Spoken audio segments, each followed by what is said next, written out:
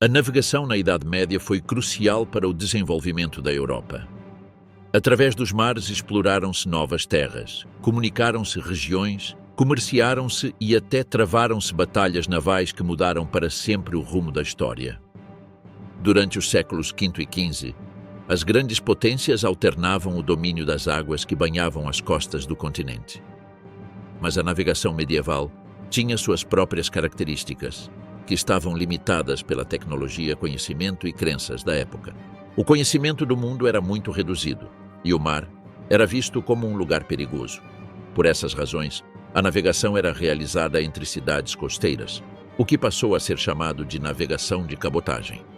Os navios evitavam afastar-se demais da terra para não perder a posição, utilizando referências visuais como montanhas, as formas do litoral e as cores da água conforme a profundidade. Os marinheiros navegavam apenas durante o dia, evitando a todo custo viajar à noite ou em condições climáticas desfavoráveis, como neblina, chuva ou inverno.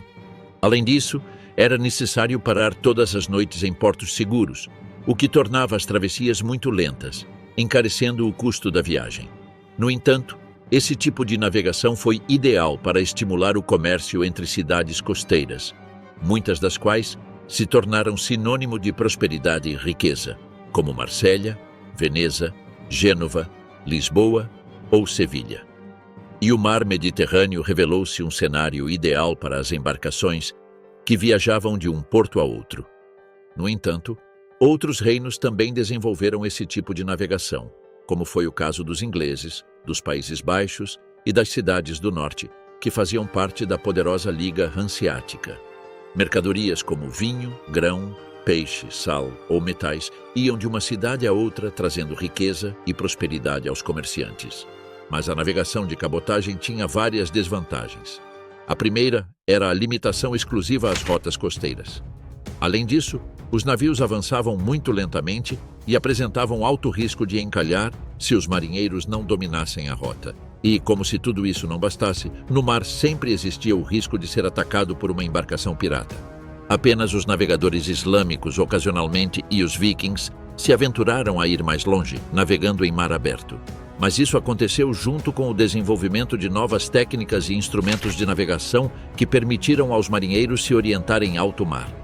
A partir do século VII, o mundo islâmico começou a usar os primeiros mapas marítimos detalhados, compilando o conhecimento náutico adquirido pelos gregos e romanos.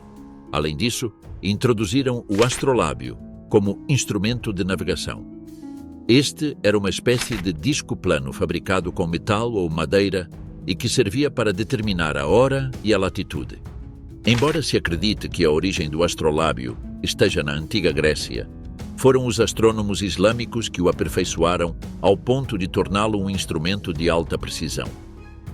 Os marinheiros logo descobriram sua grande utilidade, pois podiam medir a altura de uma estrela sobre o horizonte e, uma vez que conheciam a amplitude do ângulo, podiam realizar cálculos matemáticos simples para determinar a latitude do navio em relação ao Equador. O astrolábio logo se popularizou na Europa e se tornou um instrumento comum nas embarcações medievais, especialmente nas portuguesas e espanholas. Mas antes que os navios ibéricos dominassem os mares do mundo, os povos escandinavos amedrontaram as costas europeias, graças ao domínio de novas técnicas e instrumentos para a navegação. No final do século VIII, precisamente em 8 de junho do ano 793 d.C., com o ataque ao mosteiro de Lindisfarne, na Inglaterra, começou a Era Vikinga. Durante os 3 séculos seguintes, os vikings apoiaram-se em seus ferozes guerreiros e em suas habilidades navais para incursionar na Irlanda e a Escócia, estabelecer-se na Inglaterra, saquear Paris, explorar as costas da Europa Oriental até a Rússia, colonizar a Islândia e serem os primeiros europeus a navegar até a América. Em uma época sem mapas precisos nem GPS, os dinamarqueses, suecos e noruegueses utilizaram uma combinação de ferramentas rudimentares, observação natural e conhecimento empírico para se expandir pelos mares do mundo. Um desses instrumentos foi a pedra solar, que nada mais era do que uma pedra polarizante, como a calcita ou cordierita, que lhes permitia localizar a posição do Sol mesmo em dias nublados. Assim, podiam saber para onde estavam indo. Também usavam um relógio solar náutico, que era um disco com uma agulha central e que, ao ser colocado ao sol, projetava uma sombra que lhes permitia saber a hora e a posição do sol, permitindo-lhes conhecer o norte verdadeiro e manter a orientação. Os vikings não foram grandes navegadores apenas por seus instrumentos, mas também por serem capazes de se orientar no mar usando a astronomia. Guiavam-se por constelações como a Ursa Maior ou a Estrela Polar, prática comum entre os marinheiros medievais. Mas no século XII, a navegação mudou com a introdução na Europa medieval da bússola pelos muçulmanos. Essa genial invenção de origem chinesa remonta ao século II a.C. No entanto, seu uso original era para adivinhação.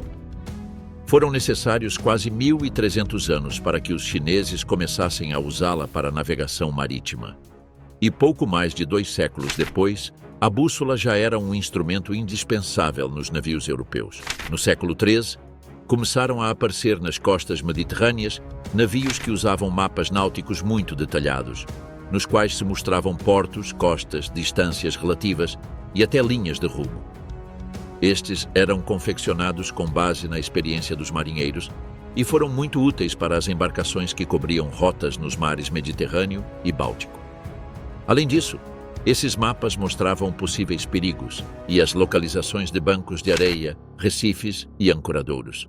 Esses mapas portulanos foram a base de uma das obras cartográficas mais importantes da Idade Média, o Atlas Catalão, também conhecido como o Mapa Mundi dos Cresques. Trata-se de um livro do século XIV escrito em língua catalã que contém vários mapas manuscritos cobrindo todo o mundo conhecido pelos europeus da época. O Atlas Catalão foi uma obra de grande complexidade para sua época, com um nível de detalhe muito preciso. Incluía um calendário lunar e outro solar, um diagrama com uma rosa dos ventos que permitia calcular a maré alta durante a lua cheia e um extenso texto sobre a Terra, que tratava sua origem, a interpretação de fenômenos naturais e as dimensões do nosso planeta, ao qual atribuía uma circunferência máxima de 180.000 estádios, que seriam 40.021 quilômetros. A circunferência real da Terra no Equador é de 40.075 quilômetros. Essa obra-prima continha também vários dados astronômicos e todo o mundo conhecido na época, desde Finisterra e o Mediterrâneo, até as longínquas terras da Ásia, o Golfo Pérsico e o Rio Indo. Tal era a beleza e o valor cultural desse mapa que foi presenteado pelo rei Pedro IV, o Cerimonioso, ao monarca francês Carlos V. Aos mapas portulanos foi adicionada, no século XIV, a balestilha, também conhecida como vara de Jacó. Este era um instrumento simples de medição, composto por uma vara cruzada por outra de menor comprimento na parte superior, o que permitia medir alturas e, ao mesmo tempo, calcular a latitude no mar. Embora seu uso original não fosse a navegação marítima, as constantes melhorias feitas na balestilha e sua vantagem de ser mais portátil e simples de usar do que um astrolábio a tornaram um instrumento indispensável nas tripulações medievais europeias, onde foi introduzida aos poucos. Outro instrumento que facilitou a navegação medieval foi o quadrante, que começou a ser usado no século XIV. Assim como a vara de Jacó e o astrolábio, o quadrante servia para medir a altura do Sol e das estrelas, para assim calcular a latitude em que se encontrava a embarcação.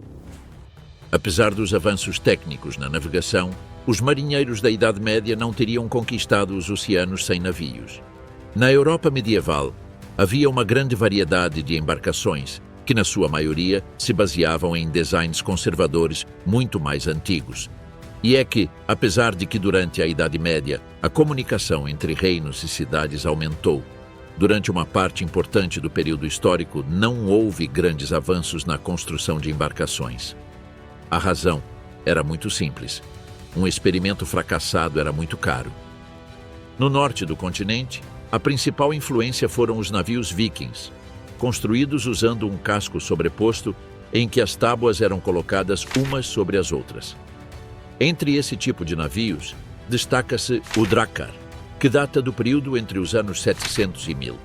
Esta embarcação foi o maior expoente do poder militar escandinavo em suas incursões tanto nas costas quanto no interior dos reinos.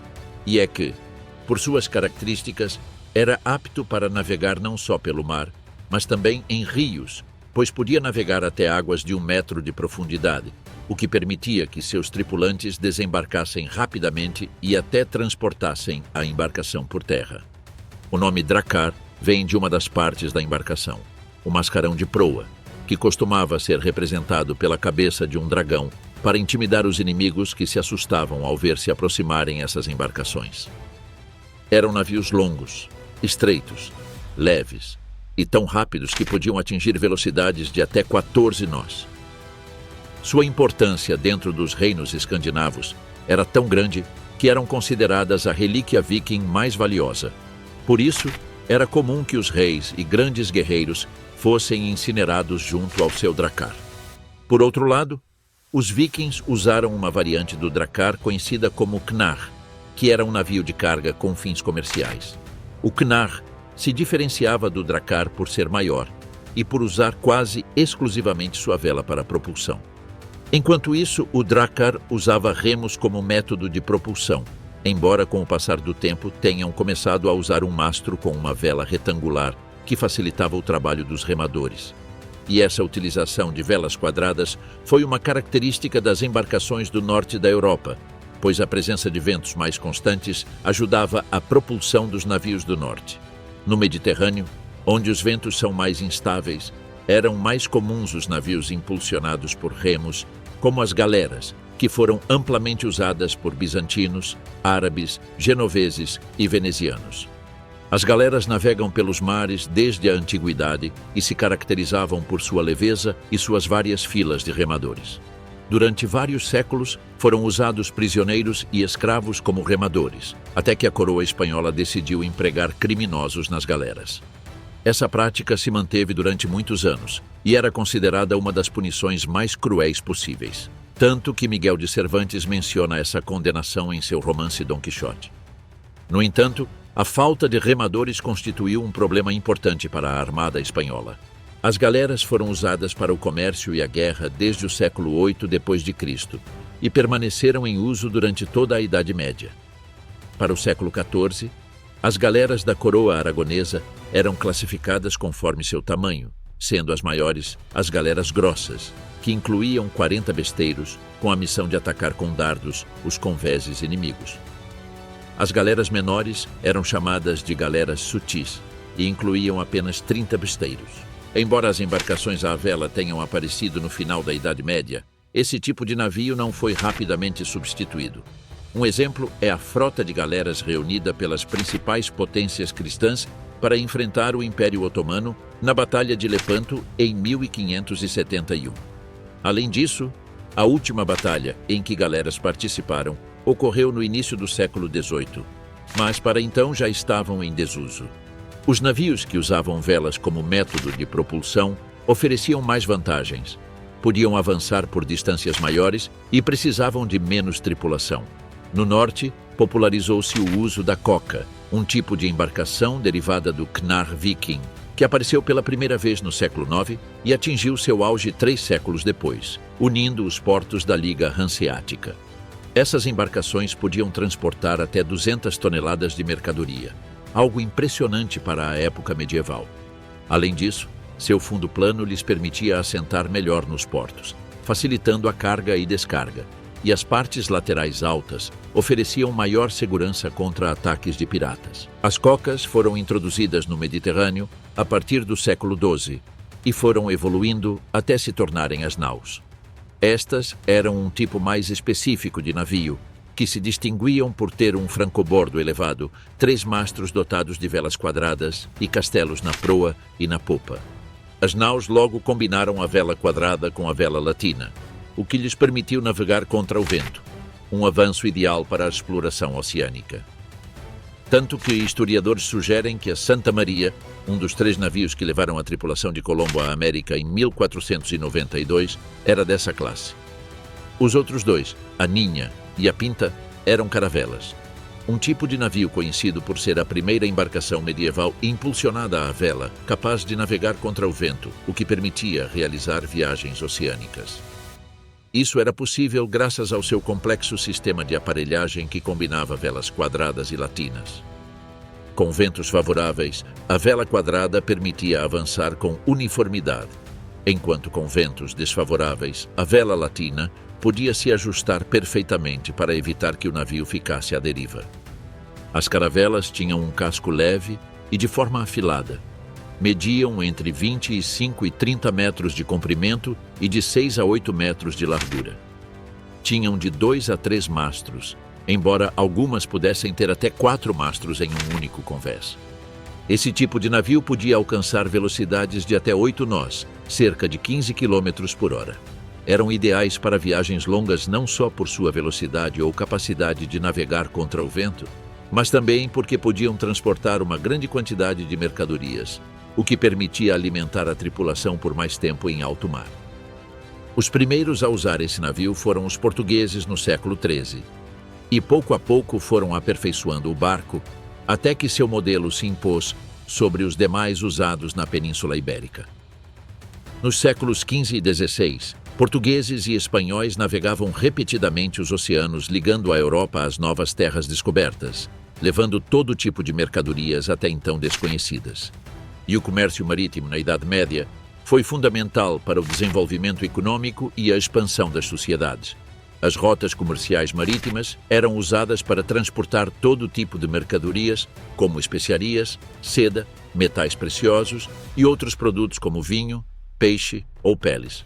Os navios iam de porto em porto, levando suas mercadorias pelas principais rotas comerciais, que na Idade Média eram a Rota da Seda e a Rota do Âmbar. Embora hoje costume-se associar a Rota da Seda ao comércio terrestre, a partir do século IX, desenvolveu-se uma rota marítima, pela qual produtos muito valorizados como seda, porcelana, pedras preciosas, papel ou especiarias como cravo, canela e pimenta viajavam do distante Oriente até a Europa. Essa rota começava no Mar da China, quando comerciantes chineses e indianos vendiam seus produtos a seus pares da Arábia e da África Oriental. Estes os transportavam do Oceano Índico para o Mar Vermelho e o Golfo Pérsico, precisamente para a cidade egípcia de Alexandria, de onde partiram as embarcações genovesas e venezianas para levar as mercadorias à Europa. Famílias como os Grimaldi, que hoje são a Casa Real de Mônaco, possuíam uma frota própria de navios, muitos deles armados para garantir segurança durante a viagem. Assim, reduziam o risco de perder valiosos tesouros como sal, lã, cereais, armas e escravos.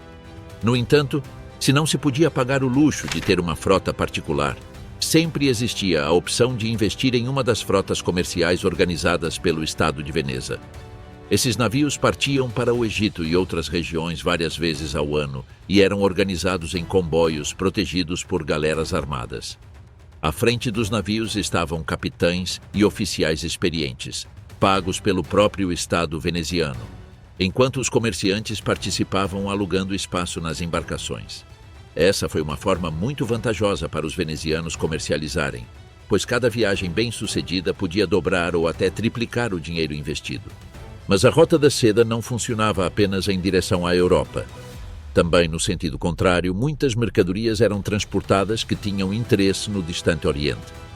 Produtos como tecidos de lã, vidro, metais preciosos como ouro e prata e até escravos eram muito valorizados na Ásia, onde eram comercializados em portos como Cantão e Calicut, onde chegavam essas mercadorias que depois eram distribuídas para o interior dos reinos. Mas a Rota da Seda não foi a única rota comercial marítima que prosperou na Idade Média.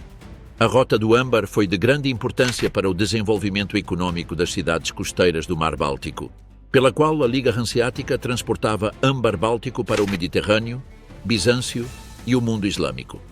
Mas nos navios da Liga Hanseática também eram transportados outros produtos como peles, cera, mel e diferentes tipos de peixe como arenque e bacalhau. Esse vai e vem de mercadorias promoveu um grande intercâmbio cultural na Idade Média, ao mesmo tempo que permitiu o desenvolvimento econômico dos reinos que dominavam as principais rotas comerciais. Esse domínio garantia a prosperidade e a inveja dos outros. Por isso, na Europa medieval, não era estranho que ocorressem guerras para obter o controle do comércio. Portanto, era imprescindível contar com uma armada capaz de resistir e vencer nos combates marítimos.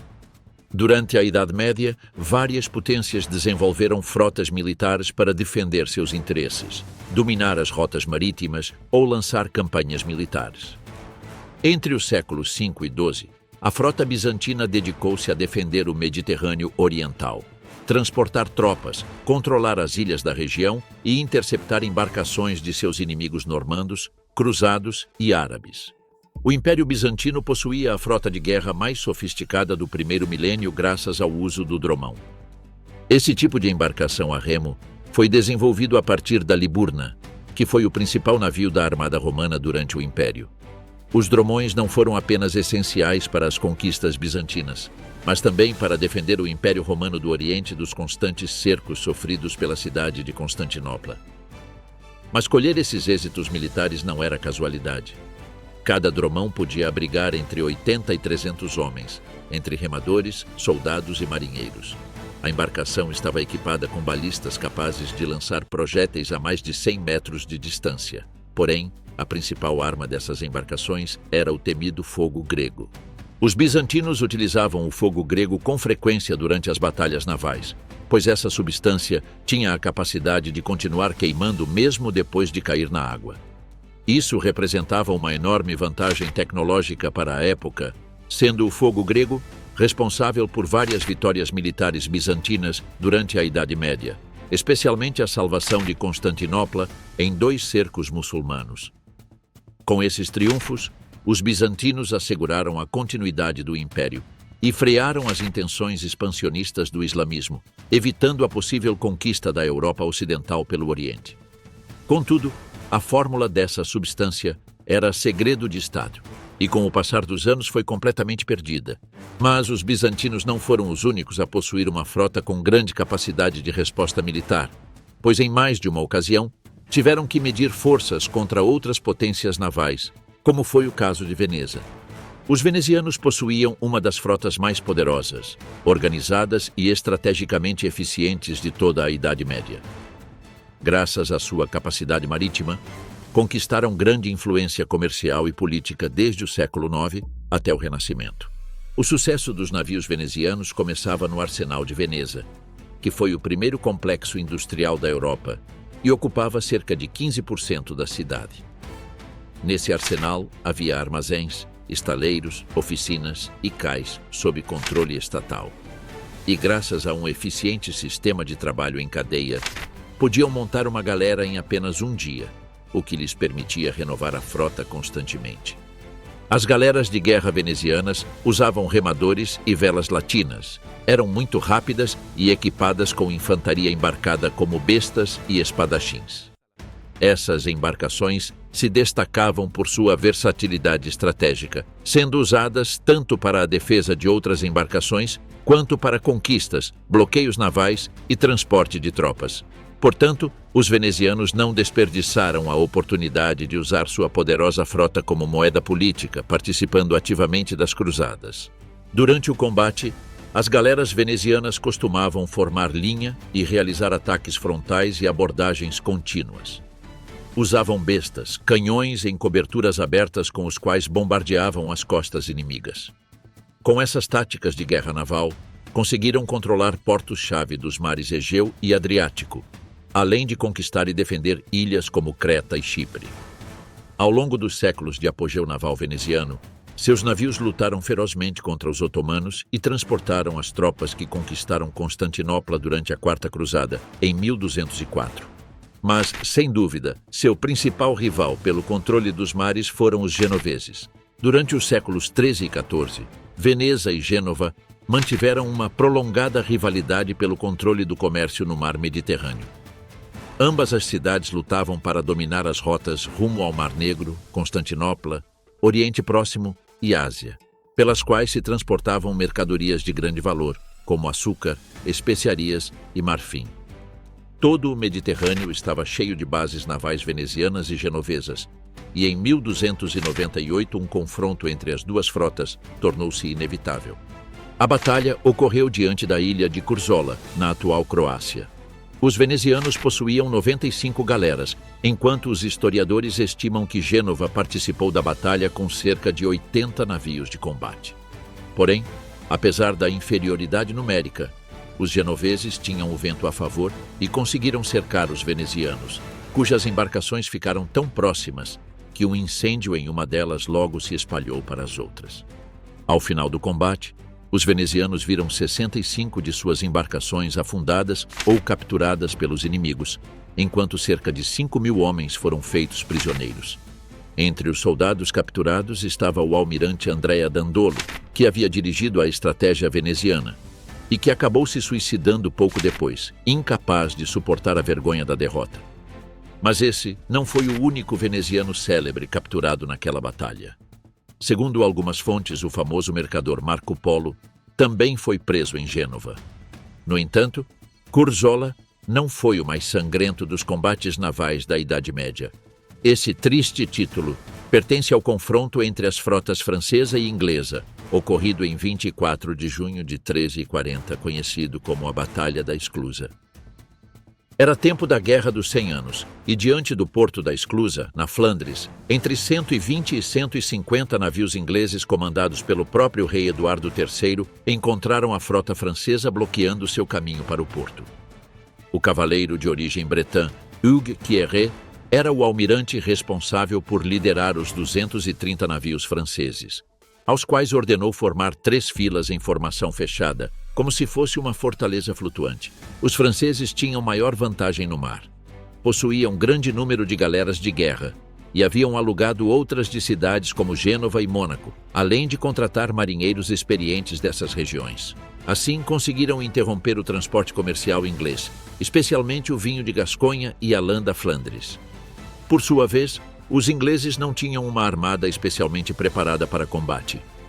Eduardo III possuía apenas 3 navios de guerra, e sua frota dependia de requisitar cocas dos comerciantes ingleses e adaptá-las para a guerra.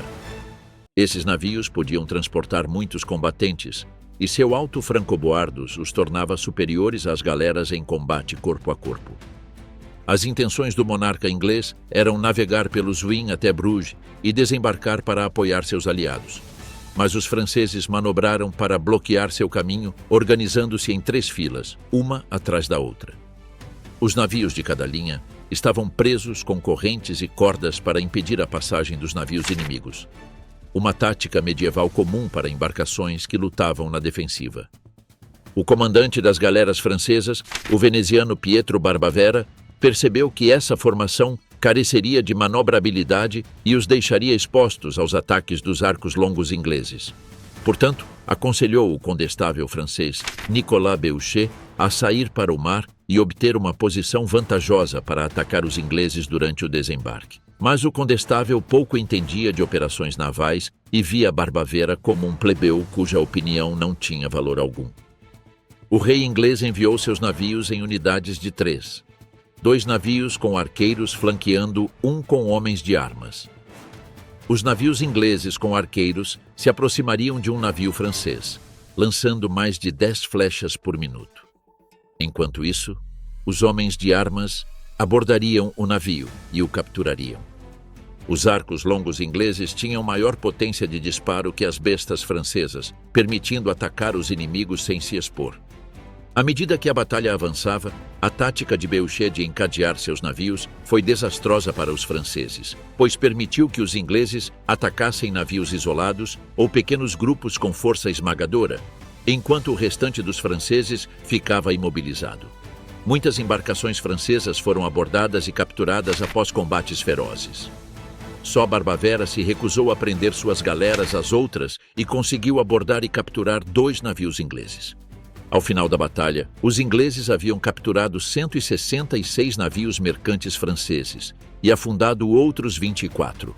A água estava vermelha do sangue dos mais de 16.000 franceses que perderam a vida durante o combate. O almirante Quiéret foi decapitado, enquanto o condestável Belcher morreu enforcado em um mastro. Os ingleses, por sua vez, perderam cerca de 500 homens e obtiveram o controle temporário do Canal da Mancha, numa vitória naval sem igual até os tempos modernos. No entanto, os franceses rapidamente rearmaram sua frota e continuaram demonstrando sua habilidade no mar. Pois durante a Idade Média, quem dominava o mar, dominava o mundo. E a você, teria gostado de ser um marinheiro medieval?